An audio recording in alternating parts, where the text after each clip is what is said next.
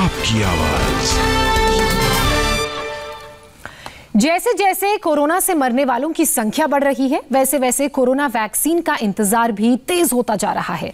Corona vaccine भी बस आने ही वाली है। 1.5-2 महीने के बाद ही कोरोना वैक्सीन लगाने के लिए देश में बहुत बड़ा अभियान शुरू हो सकता है। यह अभियान कैसे आगे बढ़ेगा, इस सवाल पर चर्चा के लिए प्रधानमंत्री नरेंद्र मोदी सभी राज्यों के मुख्यमंत्रियों के साथ लगातार मीटिंग्स कर रहे हैं। इस सबसे बड़े मिशन में हम सभी लोगों को तैयार होना है, इसलिए वो बहुत सारे सवाल जो आपके मन में है, उन सभी सवालों का जवाब हमने तलाशा है, जो हमारी इस रिपोर्ट में मौजूद है। सर्वगुण संपन्न वैक्सीन आने वाली है।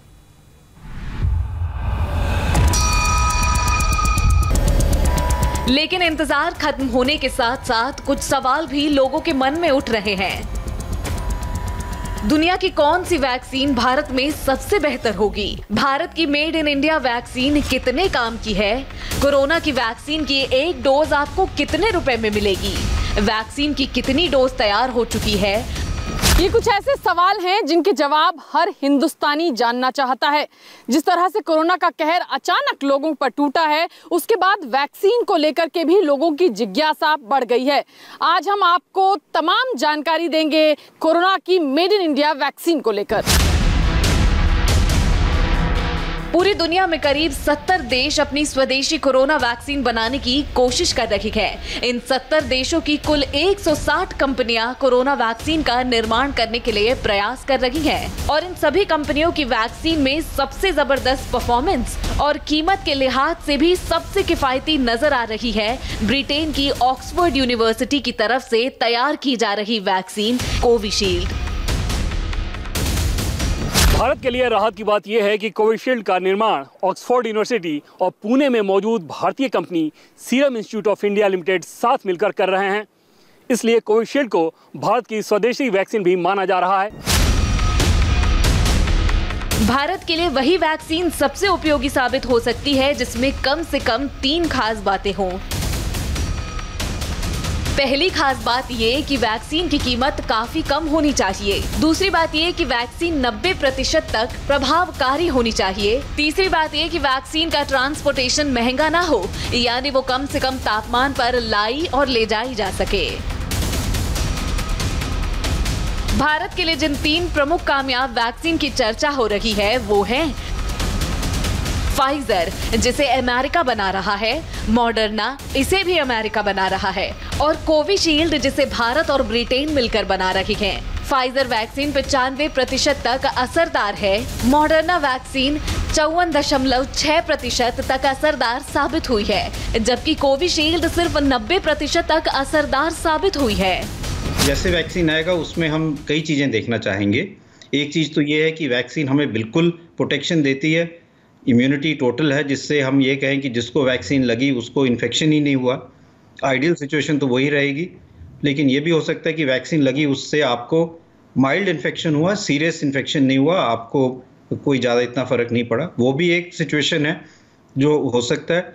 उसमें सिर्फ यही है कि अगर आपको माइल्ड इन्फेक्शन हुआ तो उससे ये है कि आप इन्फेक्शियस तो रहेंगे और आप और लोगों को भी इन्फेक्शन दे पाएंगे, तो उसमें थोड़ा ध्यान रखने की ज़रूरत पड़ेगी। फाइजर और मॉडर्ना से भारत की किसी कंपनी का कोई समझौता नहीं हुआ है, लेकिन कोविशील्ड के साथ भारतीय कंपनी सीरम का समझौता हुआ है। फाइजर को -70 डिग्री सेल्सियस पर रखना होता है, मॉडर्ना को -20 डिग्री सेल्सियस पर रखना होता है, और कोविशील्ड को 0 डिग्री सेल्सियस के आसपास तापमान पर रखा जा सकता है। यानी अगर तापमान के हिसाब से देखा जाए तो भारत के लिए सबसे उपयोगी वैक्सीन है कोविशील्ड। फाइजर की जो वैक्सीन है उसको -70 डिग्री में स्टोर करने की ज़रूरत पड़ती है, जो हमारे लिए एक चैलेंज होगा। लेकिन और जो वैक्सीन्स हैं वो यूजुअली -20 या 2 to 8 डिग्रीज में रखने की ज़रूरत पड़ सकती है, और वो आम चीज़ें हैं। और जो वैक्सीन्स हमारे यहाँ आती हैं बच्चों के लिए, वो भी इसी टेम्परेचर में मेंटेन की जाती है, और उसके लिए हमारी कोल्ड चेन ऑलरेडी रेडी है। तो सिर्फ फाइजर की वैक्सीन है जिसमें ये -70 की ज़रूरत पड़ती है।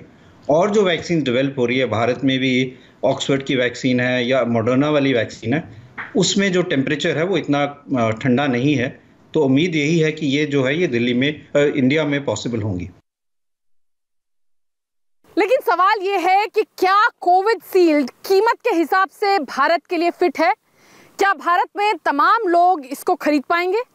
कोविशील्ड को बनाने वाली serum institute of India limited की तरफ से ये कहा गया है कि कोविशील्ड की एक डोज पर MRP 1000 रुपए होगा। कोविशील्ड की एक डोज प्राइवेट डीलर्स को 500 रुपए में दी जाएगी, लेकिन कोविशील्ड भारत सरकार को यही वैक्सीन 250 रुपए या उससे भी कम कीमत पर बेचेगी। भारत के लोगों के लिए राहत की बात यह भी है कि कोविशील्ड को 0 डिग्री सेल्सियस तापमान पर रखा जा सकता है, इसलिए भारत के लोग कोविशील्ड को फ्रिज में भी रख सकेंगे, यानी इस वैक्सीन को रखने का भी खर्च कम होगा।